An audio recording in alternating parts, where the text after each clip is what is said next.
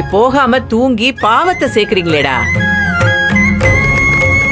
ஏன் கௌரி, நான் கனவை பத்தி பேசுறது மட்டும் அவசகுணம் சொன்னியே, இப்ப நீ நல்ல பேச்சா பேசுற?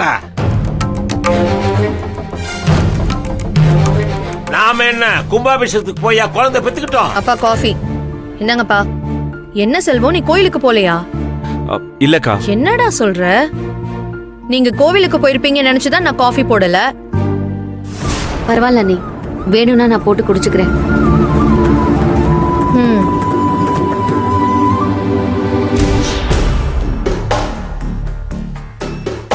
ஆமா, நான் காலையிலயும் உன்னை பார்த்தனே, நீ தலையில துண்டு கட்டிக்கிட்டு கிச்சனுக்குள்ள போனியே. ஆமா, நான் சீக்கிரமா எழுந்துட்டேன். எந்திரிச்சிட்டு திருப்பி படுத்து தூங்கிட்டியா? ரொம்ப அழகுதான். மா, நான் தான் டயர்டா இருந்துச்சு தூங்கிட்டேன்னு சொல்றேன்ல, விடுங்கள. அவ விட மாட்டா செல்வம். எல்லாம் ஏன் தப்புதான். சில விஷயங்களை இவங்களுக்கு புரிய வைக்காம விட்டுட்டேன். பேசுறவர் புரிஞ்சுக்கிட்ட லட்சணத்தை பார்த்துட்டாலும். கௌரி அக்கா, யார் அது? ஃபார்வர்ட் மெசேஜா? கையில பாத்திரத்தோட காலையிலே அட்டெண்டன்ஸ் போட்டுட்ட. ஏங்க, அவளுக்கு தான் பவுனுன்னு ஒரு பேர் இருக்குல்ல, சும்மா எதுக்கு வேற ஏதோ பேர் சொல்லி கூப்பிட்டு இருக்கீங்க? இவ ஒரு வீட்டுல நியூஸ் வாங்கி 10 வீட்டுக்கு பரப்புறவ. அதான் ஃபார்வர்ட் மெசேஜ் கூப்பிட்டேன்.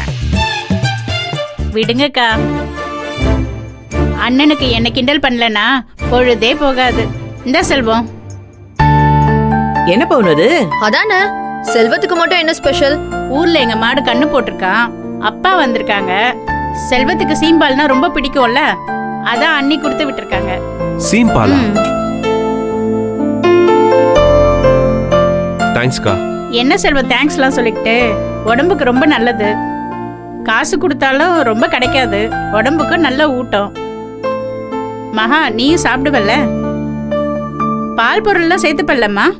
சாப்பிடுவேன்க்கா, எனக்கும் சேம்பால்னா பிடிக்கும். சரி, அப்ப நான் வரேன். கௌரி அக்கா, மாடு கண்ணு போட்ட செய்தி வந்த நேரம் உங்க வீட்லயும் நல்ல செய்தி வரட்டும்.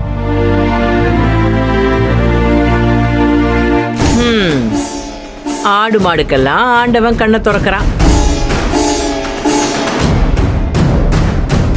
இந்த குடும்பத்தை கண்ணை திறந்து எப்பதான் பாப்பானோ தெரியல. அவனுதான் காலையிலே வந்து வாக்கு சொல்ற மாதிரி சொல்லிட்டு போயிருக்கால, நல்லது நடக்கும்.